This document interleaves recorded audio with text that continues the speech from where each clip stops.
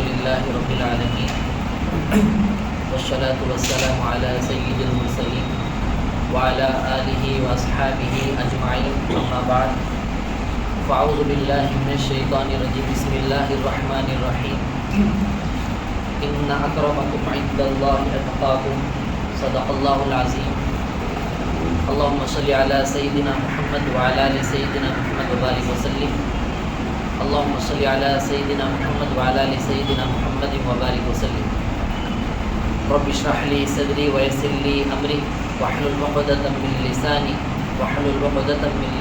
يفقهوا قولي.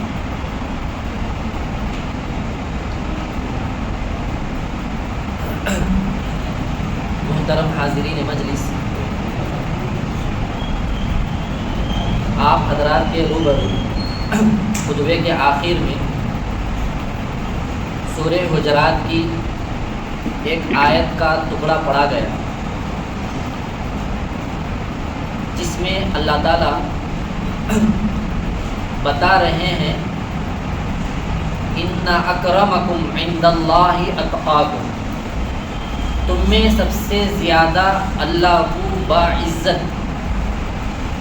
عزت والا، تم میں سب سے زیادہ اللہ کو ڈرنے والا جو ہوگا وہ ہوگا. اللہ تعالیٰ کے نزدیک باعزت شخص کون ہے؟ اس کا جواب یہ ہے ان اکرمکم عند اللہ اتقاکم.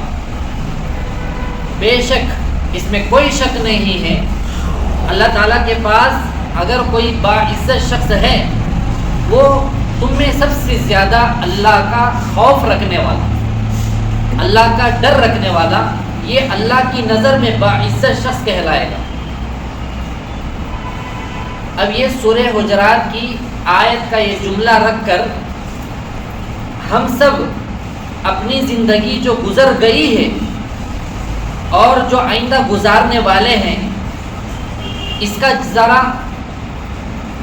مطلب اندازہ لگا کر دیکھنا ہے کہ میری جو پچھلی زندگی جو گئی ہے کیا یہ آیت کے منشے کے مطابق گزری ہے؟ اگر نہیں گزری ہے، ابھی اللہ مجھے موقع دیا ہے تو انشاءاللہ اسی آیت کے نہج پر میں اپنی زندگی کو گزار کر میں اپنے آپ کو انشاءاللہ ثابت کروں گا کہ میں بھی اللہ کی نزدیک باعزت شخص ہوں. ہماری بات سمجھ میں آ رہی؟ اب ذرا غور کریں، ایک پی ایم کے سامنے، ایک سی ایم کے سامنے، ایم ایل اے کے سامنے جو شخص باعزت ہوتا ہے انہیں خود کھڑ کر اس کا استقبال ویلکم کرتا ہے اور انہیں اس کے ساتھ عزت سے پیش آتا ہے. اس کا مسئلہ کوئی وہاں جاتا ہے تو فوری طور پر اس کا حل کرانے کی فکر کرتا ہے. کیوں؟ عزت میں اللہ تعالیٰ ایک ایسی حکمت رکھے ہیں کسی کے سامنے سر جھکانے کی نوبت نہیں آئے گی.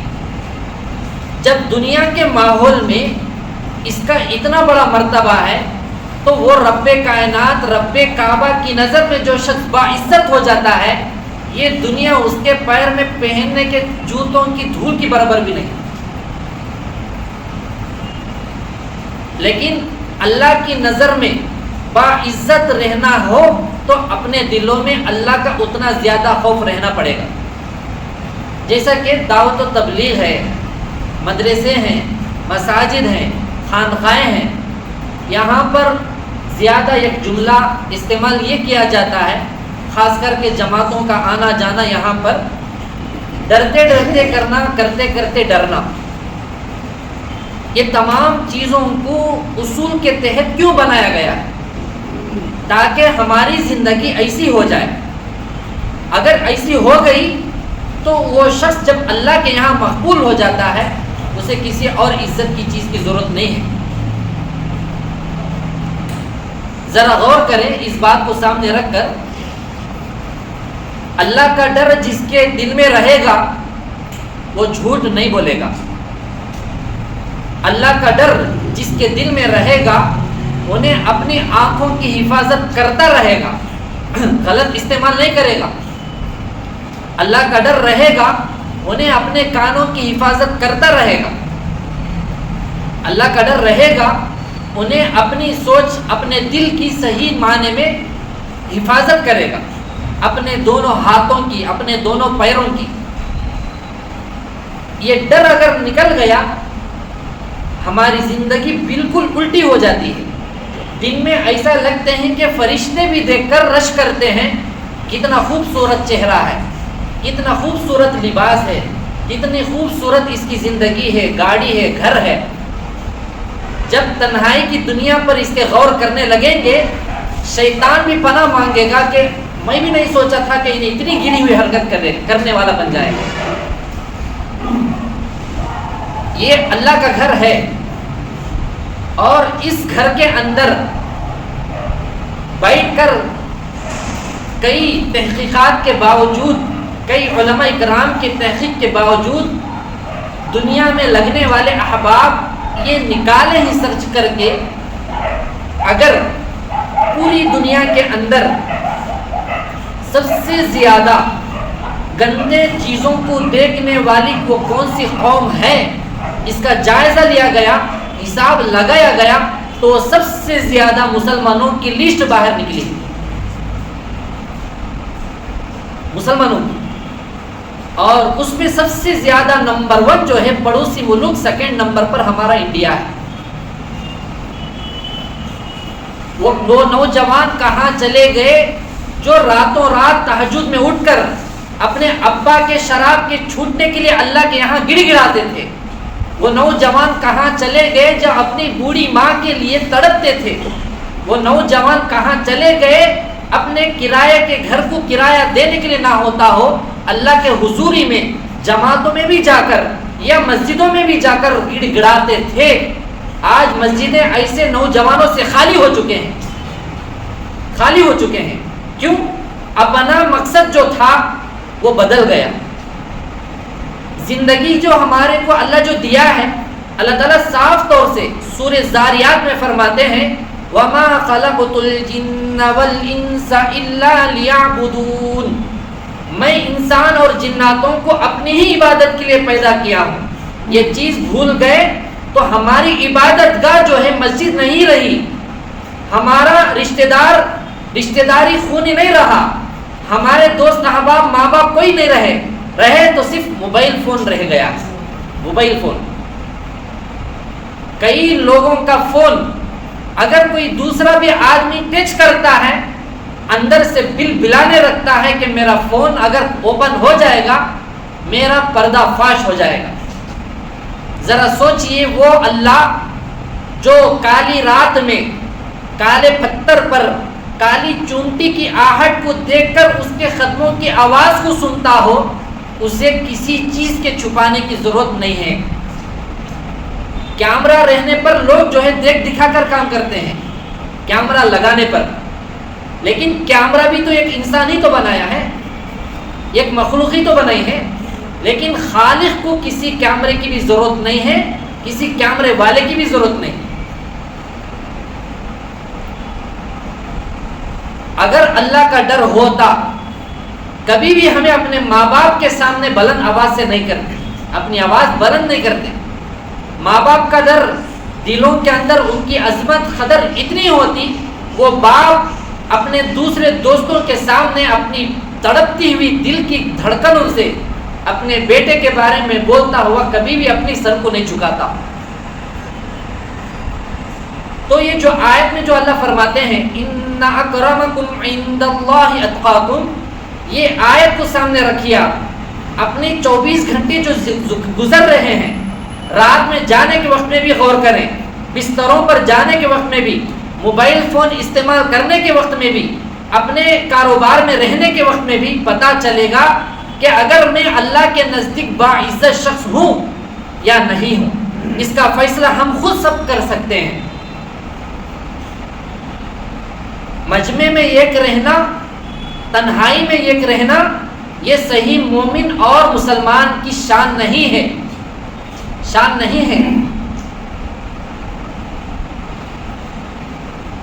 بہت سے احباب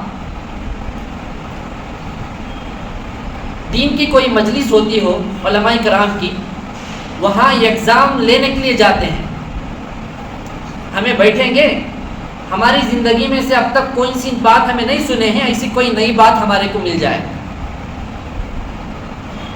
یا یہ سوچتے رہتے ہیں کہ ان کی بات پسند آئے گی نہیں آئے گی۔ قرآن حدیث کی بات جب سامنے آتی ہو، اسے امانت کے طور پر اللہ کی رضا کے لیے، اللہ کی محبت میں سننا ہے، اپنے اندر لانا ہے۔ اگر ایگزام لینے کی نیت میں اور امتحان لینے کی نیت سے اگر آئیں گے، ایک دمڑی کا فائدہ بھی ہمارے کو نہیں ہوگا۔ ابھی جو آپ لوگ جتنے یہاں بیٹھے ہیں، یہ ایسے ہی آئے ہوئے نہیں ہیں، اللہ کے چاہنے سے آئے ہیں، اور اگر اللہ کی مشیت نہ ہوتی ہم بھی یہاں نہ ہوتے اور ہم میں سے کوئی بھی نہ ہوتا۔ اور اس میں سے سب سے پاکیزہ جگہ جو اللہ کا گھر ہے، یہ مسجد مرکز، یہاں پر بیٹھے ہوئے ہیں۔ اس وقت میں بہت بڑا مجمع اللہ کی نافرمانی میں لگا ہوا ہے۔ اب کا ماحول کیسا چل رہا ہے آپ لوگ ماحول سے واقف ہیں۔ رات ہوتے ہی ضرور آسمان اللہ سے پناہ مانگتا ہوگا، چاند ستارے اللہ سے پناہ مانگتے ہوں گے، جہنم حل من مزید اللہ سے پناہ مانگتی ہوگی۔ کیوں؟ ویسے راتیں گزر رہے ہیں، ویسی راتیں گزر رہے ہیں۔ آپ حضرات کی خدمت میں اللہ کا ڈر اگر ہونا ہو، وہ کون سے طریقے سے ہمیں اپنے اندر لانا ہے، سب سے پہلے قصہ اٹھائیے میرے اور آپ کے آقا تاجدار مدینہ احمد مجتبی محمد مصطفیٰ صلی اللہ علیہ وسلم کا قصہ اٹھائیے۔ اس قصے میں غور کیجئے کہ اللہ کے نبی صلی اللہ علیہ وسلم اللہ کے بعد جن کا مقام مرتبہ ہے، ہوتے ہوئے بھی اللہ کے نبی صلی اللہ علیہ وسلم اللہ کا ڈر کتنا رکھتے ہیں۔ کیونکہ انبیاء علیہ السلام سے گناہ ہوتا نہیں ہے، معصوم ہیں، اور ان کا ہر گناہ اگر کوئی بھول ہوگی وہ معاف ہے۔ اتنی چھوٹ دینے کے باوجود اللہ کے نبی صلی اللہ علیہ وسلم اپنے بستر پر کبھی جاتے ہیں، دوسرے جو آپ صلی اللہ علیہ وسلم کے جو بیویاں تھے ازواج مطہرات، وہاں پر اگر کوئی کھجور گرا ہوا ہوتا بستر پر، اللہ کے نبی صلی اللہ علیہ وسلم لیتے، پھر فوراً اسے اسی جگہ رکھ دیتے۔ گھر اپنا ہے، بیوی اپنی ہے، لیکن وہ کھجور اسی جگہ رکھ دیتے۔ وجہ کیا تھی؟ اللہ کے نبی صلی اللہ علیہ وسلم کیونکہ انبیاء کو تو صدقہ جائز نہیں ہے، یہ سوچتے تھے کہ یہ صدقے کا مال اگر ہو گیا تو میں مسئلہ گڑبڑ ہو جائے۔ وہ لاڑیلا نبی جس کا نام اللہ اپنے نام کے ساتھ لکھا ہوا، تو ڈر ہو تو اللہ کا ایسا ڈر۔ اب یہاں کوئی پوچھ سکتے ہیں صدقے کی چیز کیا ہے، کھانے میں کوئی حرج نہیں ہے۔ یہ بات یاد رکھیں، تقوی پرہیزگاری اگر اپنے اندر آنا ہو، شبہات سے بھی بچنا ضروری ہے۔ شبہات کسے کہتے ہیں؟ کسی دکاندار کے پاس گئے ہم، معلوم ہے کہ انہیں سودی لین دین کرتا ہے، معلوم ہوا کہ اس کے اندر دال میں کچھ کالا ہے، اس کا کاروبار صحیح نہیں ہے، یہ بات کان میں پڑی، اب اس دکان میں جا کر ہمیں خریدنا یہ صحیح نہیں ہوگا۔ کیوں؟ ڈاؤٹ آیا ہے۔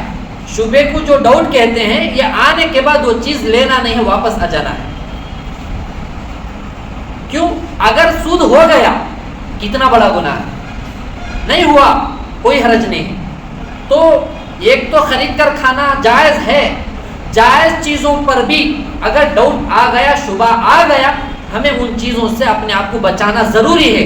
اگر نہیں بچائیں گے، اپنے اندر ایک رائی کے دانے کے برابر بھی تقوی پرہیزگاری ہرگز نہیں آ سکتی، یہ بات یاد رکھیں۔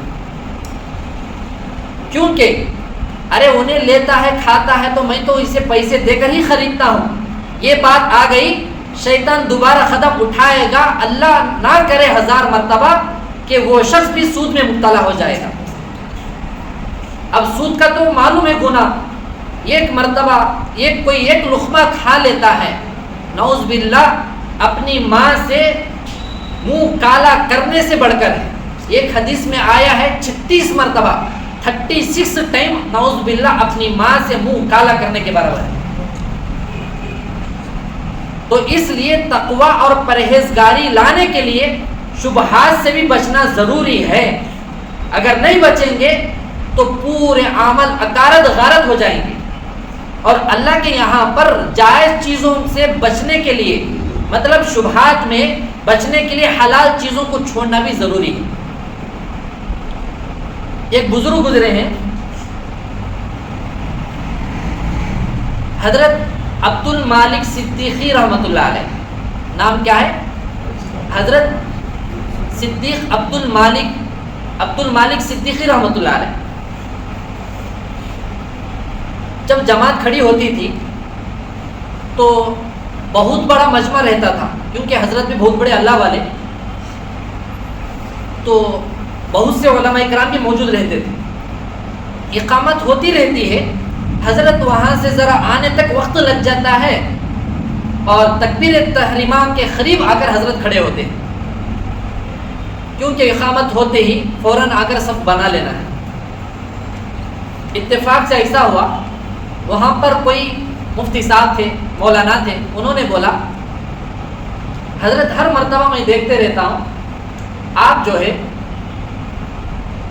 اقامت پوری ختم ہونے کے بعد آ کر کھڑے ہو کر تکبیر تحریمی کے ساتھ شریک ہوتے ہیں، کتنا اچھا ہوتا کہ جلدی آ کر کھڑے ہو جاتے۔ تو حضرت نے جواب دیا آپ تو علماء کرام ہیں، مفتیان اکرام ہیں، مسئلہ جانتے ہیں،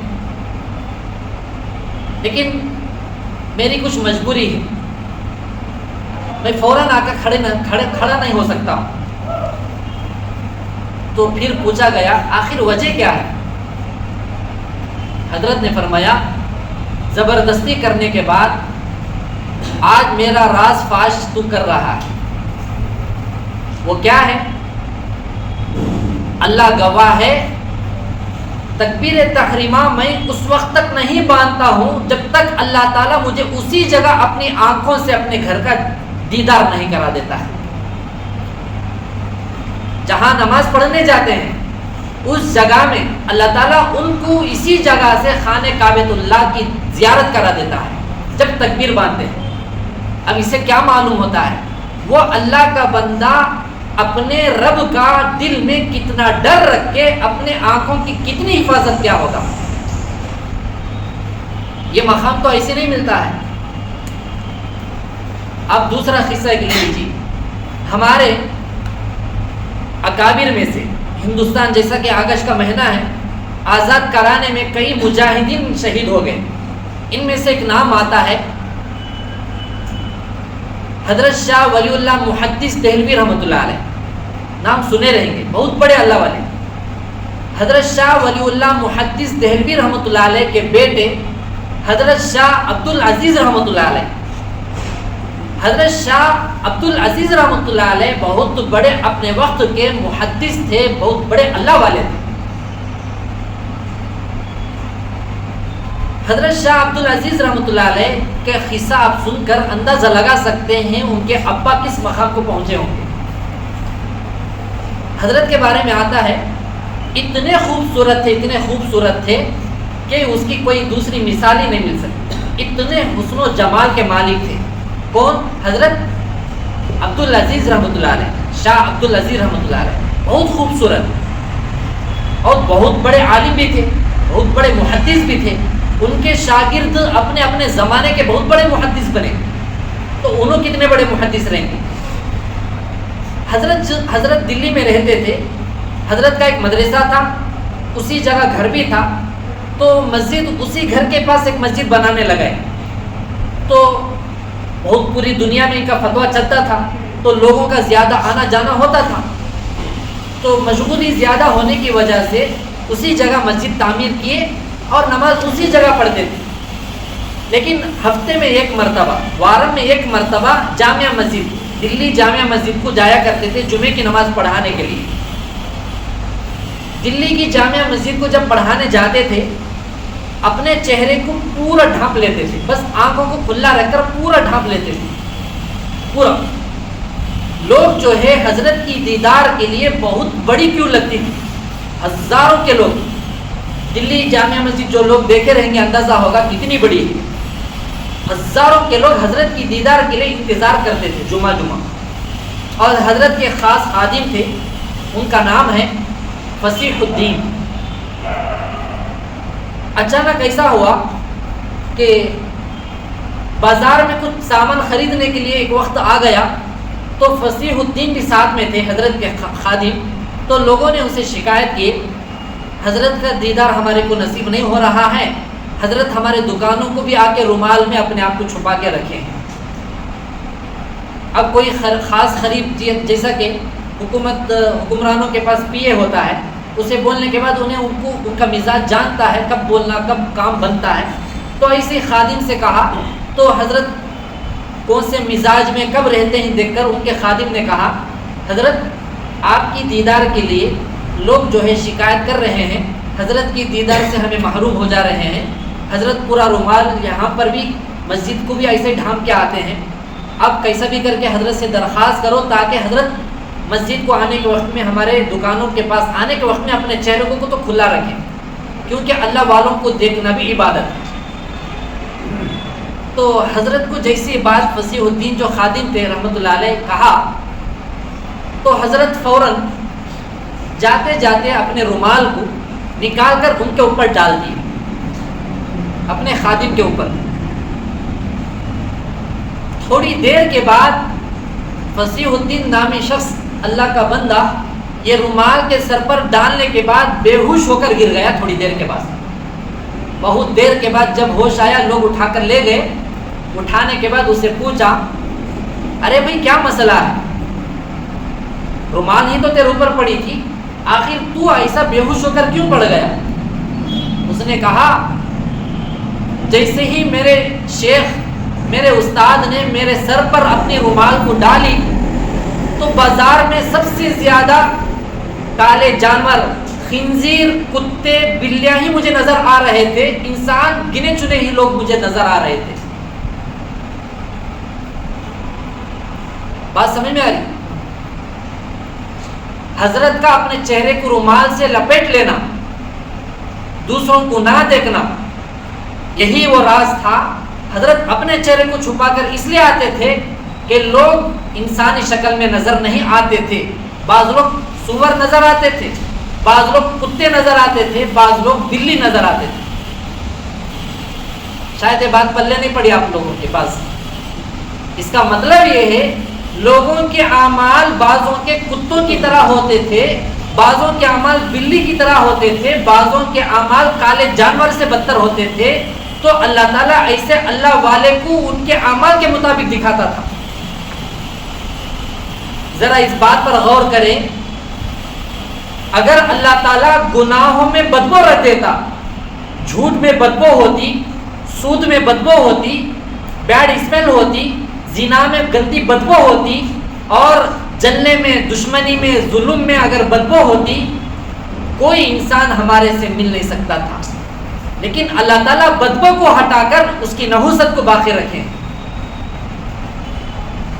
سوچنے کا مقام ہے یہاں پر. تو یہ اکابر کے واقعات کو اس لیے ہمیں بیان کرنا ہے، اس لیے سننا ہے. ویسے تو نہیں بن سکتے ہیں، تو کم از کم اللہ کا ڈر اپنے اندر لا سکتے ہیں. کون ایسا عقل مند ہوگا جو بچھو جاتا ہو بچھو کو اپنا ہاتھ لگا لے؟ کون وہ عقل مند ہوگا جو کرنٹ کی وائر ہے اسے اپنا ہاتھ ٹچ کرے؟ کیوں؟ جان چلے جائے گی. تو معلوم ہوا جان کا ڈر ہے، ایمان کے ختم ہونے کا ڈر نہیں ہے. حضرت لقمان علیہ السلام اپنے بیٹے سے نصیحت کر رہے تھے، بیٹا یاد رکھنا، کبھی بھی کسی لڑکی کے پیچھے مت جانا، اگر ہو سکے تو کسی شیر کے پیچھے چلے جانا. پوچھا ابا جان کیا وجہ ہے؟ فرمایا اگر وہ بیٹا یاد رکھنا، اگر وہ شیر پیچھے پھر گیا، مڑ گیا، تیری جان چلے جائے گی لیکن ایمان باقی رہے گا. اگر وہ لڑکی پلٹ کر پھر جائی، تیری طرف پلٹ کر دیکھ لی، یہاں ایمان چلے جائے گا. تو اس لیے یہ دینی مجالس میں، علماء کرام کی مجالس میں قرآن کی آیتوں کو، احادیث مبارکہ کو پڑھ کر بیان اس لیے کیا جاتا ہے، کم از کم اتنے تو پاورفل نہیں بن سکتے ہیں تو کم از کم تھوڑا تو بھی اپنے اندر آ جائے، تھوڑا تو بھی آ جائے۔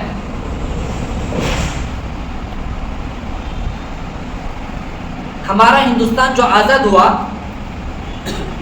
ہمارے علماء دیوبند، دیگر علماء کرام استقامت پر جمے رہے، استقامت کے ساتھ دین پر جمے رہے، اللہ کے ڈر اپنے دلوں میں بٹھائے ہوئے تھے۔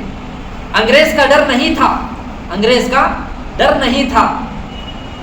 ابھی 15 اگست کو آپ سنے رہیں گے علماء کرام سے، حضرت شیخ الہند حضرت مولانا محمود حسن رحمۃ اللہ علیہ کو جب مالٹا کی جیل میں ڈالا گیا، پٹائی کرتے تھے انگریز، ان کو سولی کی سزا جب سنا دی گئی، حضرت زار و خطر رو رہے تھے۔ حضرت کے خادموں نے کہا، حضرت مولانا حسین احمد مدنی رحمۃ اللہ علیہ اور حضرت مولانا عزیز گل رحمۃ اللہ علیہ، حضرت یہ تو خوشی کی بات ہے کہ سولی کی سزا دینا ہماری شہادت ہے، لیکن رونے کی بات کیا ہے؟ تو حضرت دیکھے بہت جلالی نظر میں، تو پورا جسم پسینہ ہو گیا۔ پھر بعد میں کہا، میں میری موت کے ڈر سے نہیں رو رہا ہوں،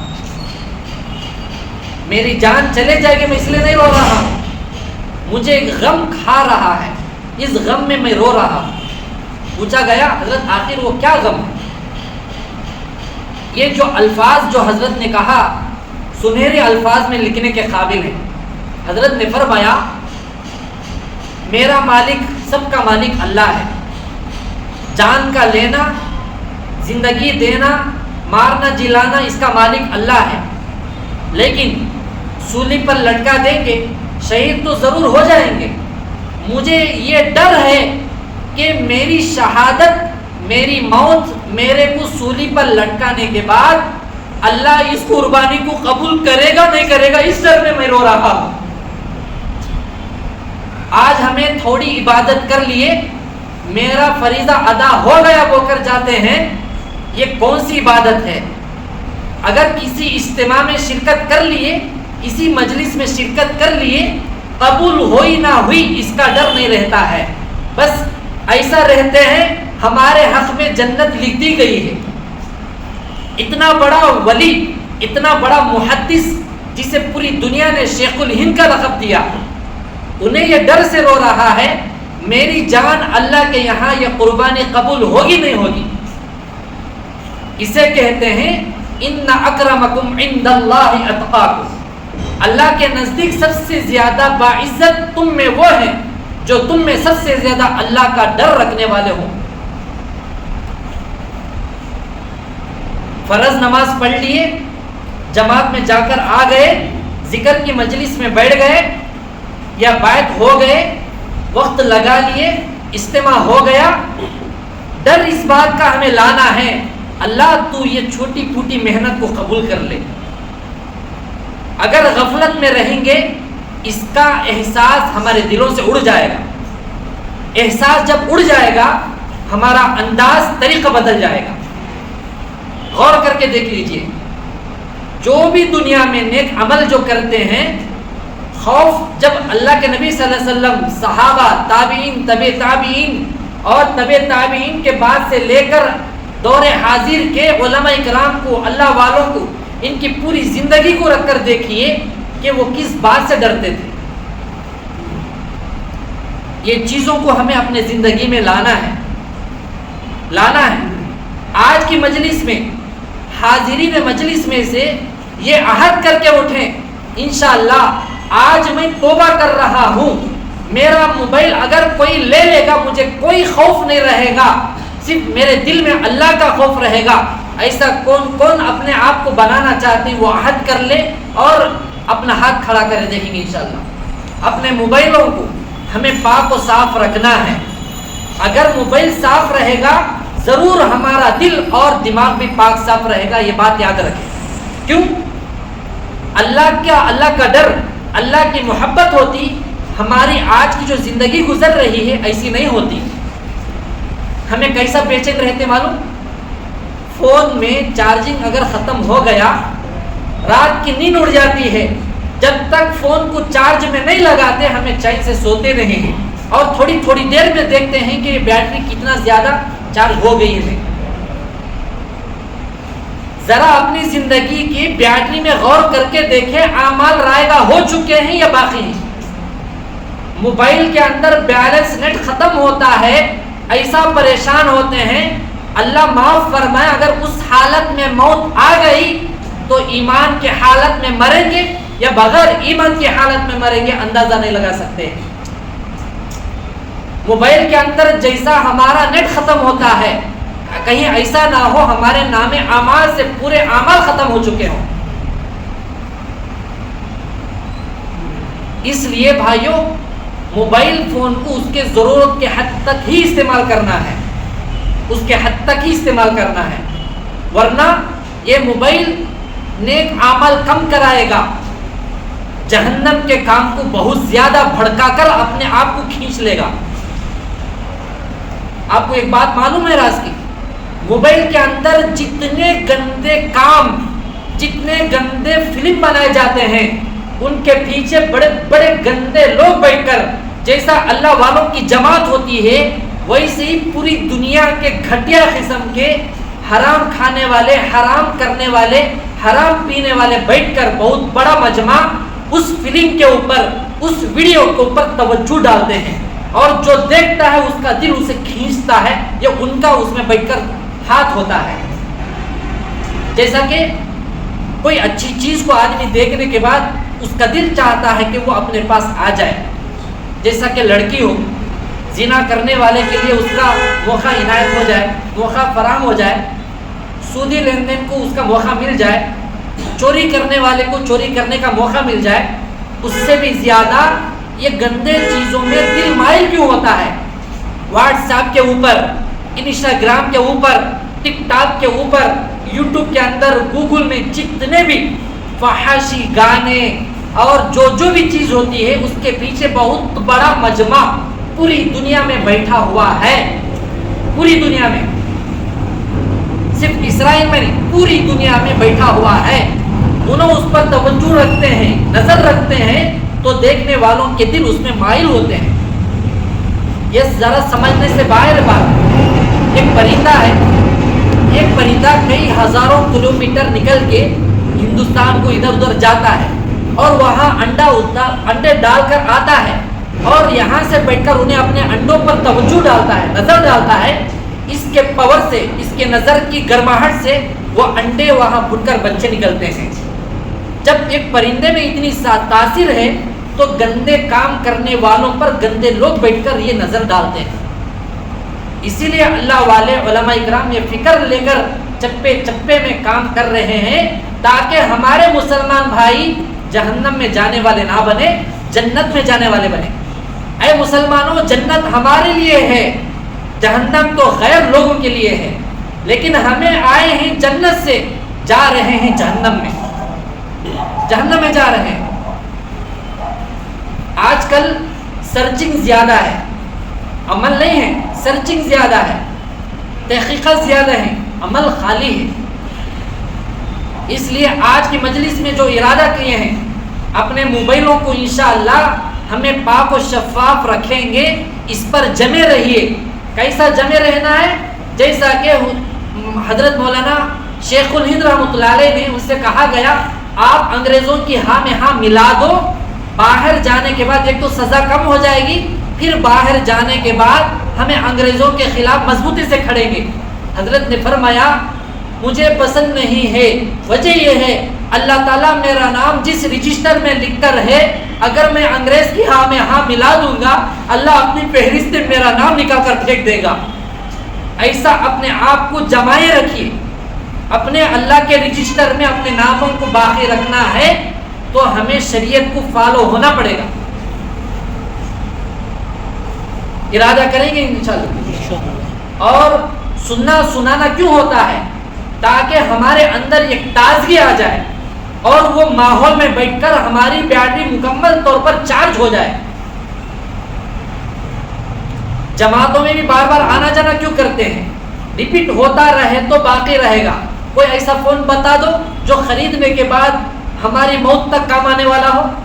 چارج کرنا پڑے گا. تو اس لیے دعوت و تبلیغ میں لگے رہنے والے احباب اور نہ لگے رہنے والے احباب, اسی سے بیعت ہونے والے احباب, نہ ہوئے والے احباب, تمام کے تمام اپنے آپ کو ان اکرمکم عند اللہ اتقاکم کو سامنے رکھ کر زندگی ہمیں گزارنا ہے. اللہ عمل کی مجھے بھی سب کو توفیق نصیب فرمائے. ابھی انشاءاللہ ذکر اور دعا بھی ہوگی, اور ذکر کرنے سے پہلے چند باتیں یاد رکھیں. یہ ذکر کی مجلسوں کو آج کل لوگ زیادہ نہیں سمجھ پا رہے ہیں. حضرت شاہ ولی اللہ محدث دہلوی رحمۃ اللہ علیہ نے فرمایا, زمین گندی ہو گئی, زمین گندی ہو گئی, کیچڑ نالا وغیرہ پورا آ گیا ہے. اسے صاف کرنے کے واسطے دو چیزوں کی ضرورت پڑتی ہے. یا تو ایسا زوردار بارش ہو کہ وہ زمین پاک ہو جائے, جو بھی گندگی ہے بہا کر لے جائے.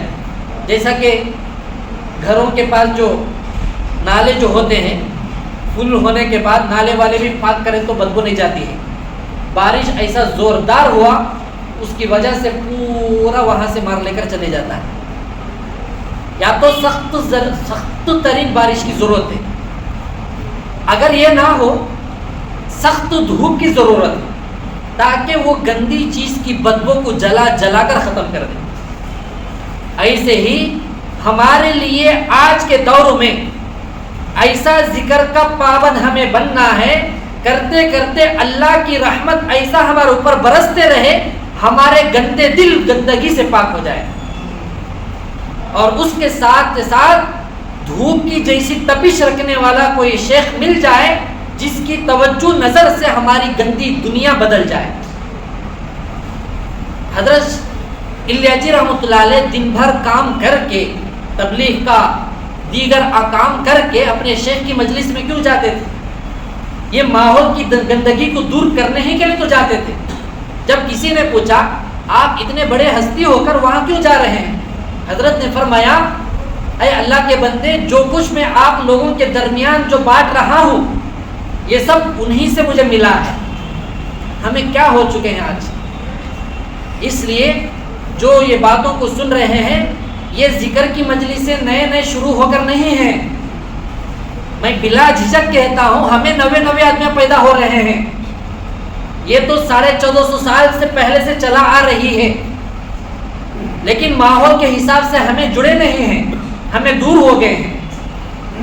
دعوت و تبلیغ کے بارے میں بھی شروع ہوا تھا شروع میں 80 سال پہلے جب کام شروع, یہ کیا طریقے ہو رہے ہیں, مسجدوں سے بھگایا گیا, مارا گیا. لیکن اب کے دور میں ہر شخص کسی نہ کسی کے رہبری میں اگر زندگی گزارے گا, اللہ ضرور اسے شیطان کے چنگل سے, حملوں سے, نفس کے غلامی سے ضرور اللہ تعالیٰ آزادی دلائیں گے.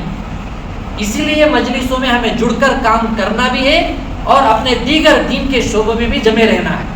یہ یاد رکھ لے, پہلے بھی بتا چکے ہیں, کوئی بھی شیخ, کوئی بھی خانقاہ کا رہنے والا کسی بھی دینی دوسرے شعبے کا انکار نہیں کر سکتا ہے اور اسے منع نہیں کر سکتا ہے.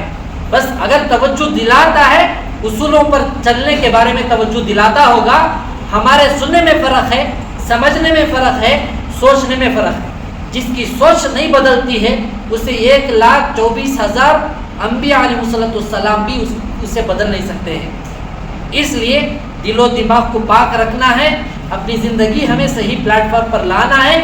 تو خاص کر آج کا طبقہ, گھر گھر نہیں, محلے محلے میں, گلی گلی میں آج کی راتوں میں زنا عام ہوتا جا رہا ہے. کسی جگہ کوئی لڑکا اپنی چاچی کے ساتھ سو رہا ہے, کوئی لڑکا اپنی ماں کے ساتھ سو رہا ہے. ہمیں غفلت میں پڑے ہیں. ایسے کارگزاریاں, ایسے واقعات سینکڑوں کے ہمارے پاس موجود ہیں, سینکڑوں کے. کوئی سسرا اپنی بہو کے ساتھ حرکتیں کر رہا ہے. یہ سارے وجوہات کہاں سے آ رہے ہیں؟ یا تو موبائل فون یا تو گندا ماحول. اس لیے یہ یاد رکھیں, ہمارا دامن جب تک ہمیں کسی کے حوالے نہیں کریں گے ہماری گاڑی ہے نا پلیٹ فارم پر نہیں آئے گی۔ لوگ بعض یہ اشکال کرتے ہیں بیعت ہو گئے تو ذکر کر لے کو رہنا کیا؟ ارے ہر عمل میں سنت کو اپنا لو، اس سے بڑھ کر ذکر کیا ہے؟ صبح شام کے معمولات ہیں، اٹھتے بیٹھتے اللہ اللہ یا کوئی درود استغفار، اور کیا معمول ہے؟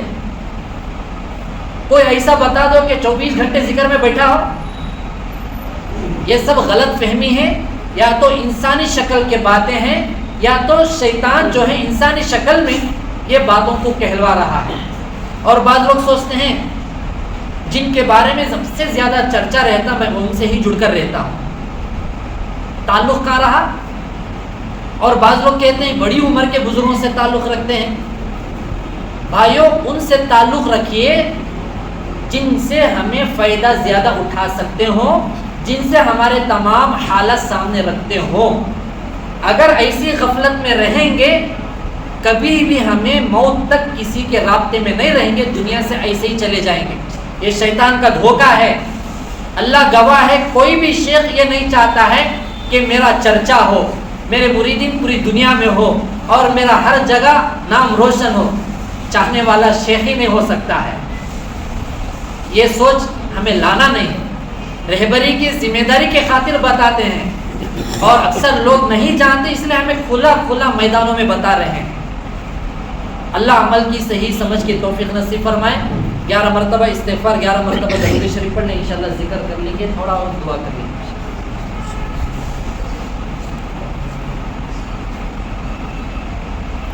تھوڑا جڑ کر بیٹھے تاکہ مجھے بھی آپ لوگوں سے فائدہ ہو جائے۔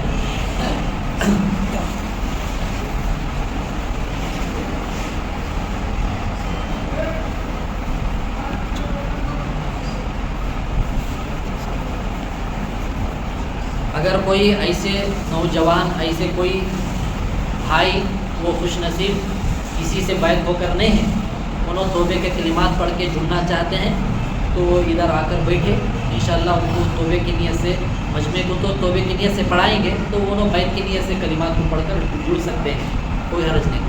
یہ بات بھی یاد رکھیں، ہمارا تجربہ ہے، آج کل اسپتالوں میں پیشنٹ بڑھتے ہی ہیں، کم نہیں ہو رہے ہیں۔ اس کی وجہ یہ ہے نمازیں تو پڑھتے ہیں یا تو نہیں پڑھتے ہیں، نہیں پڑھنے والے سب اسپتالوں کے حوالے اس لیے ہو رہے ہیں، ہمارے اعمال جو کر رہے ہیں وہ صحیح نہیں کر رہے ہیں۔ عمل کر رہے ہیں لیکن اس سے رائے گاہ کر دے رہے ہیں، بیکار کر دے رہے ہیں۔ نماز پڑھتے ہیں، اللہ کی برکت رحمت سب ہوتی ہے، جانے کے بعد آنکھوں سے گندے چیزیں دیکھتے ہیں یا تو گندے حرکتیں کرتے ہیں، وہاں سے اس کی برکت ختم ہو جاتی ہے، اللہ کی پکڑ آ کر بیماریوں کے شکار ہو جاتے ہیں۔ صبح شام کی دعائیں بھی پڑھ رہے ہیں لیکن پھر بھی حالت سے دو چار اس لیے ہیں، وہ دعاؤں میں ہمارا پاور نہیں ہے، وہ پاور کو ہمیں خود بیکار کر لے رہے ہیں۔ اس لیے ہمیں خاص کر موبائل کو میوزک کے رنگ ٹونوں سے اور اس کے اندر اسکرین میں الگ الگ گندے چیزوں کی تصویروں سے بچانا بھی ہے، بچنا بھی ہے، ورنہ ایک جھلک کی جو رنگ ٹون جو آتی ہے اس کے بارے میں ذرہ ہمارے دل میں ہلچل ہو گئی، سمجھو ہمارے پورے عمل چلے گئے۔ کیوں؟ اس کی چاہت آ گئی تو یہ پورے چلے گئے۔ اندھیرا اور روشنی دونوں ایک جگہ نہیں جڑتے ہیں، یا تو اندھیرا رہے گا یا تو روشنی رہے گی۔ تو روشنی نیکیاں ہیں، اندھیرا گناہ ہے۔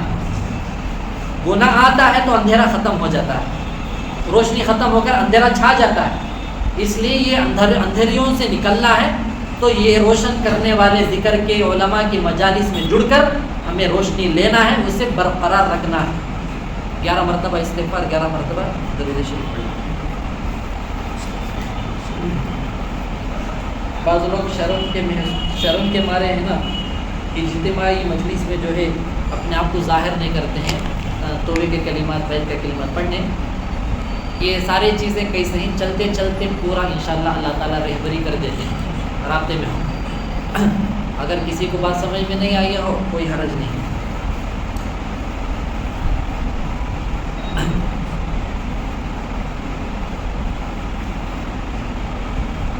اذان کب ہے؟